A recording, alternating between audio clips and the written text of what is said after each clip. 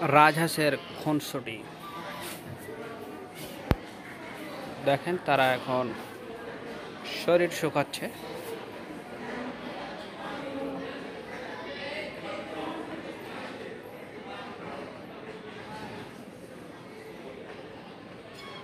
আসলে খুব ভালো লাগে যখন তারা পুকুর থেকে উঠে আসে।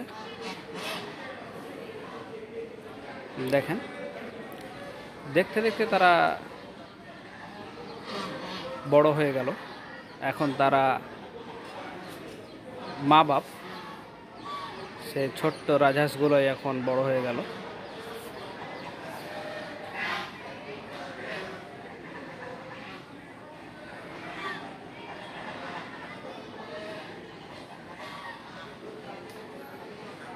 তাদের চলাফেরাও ভালো লাগে,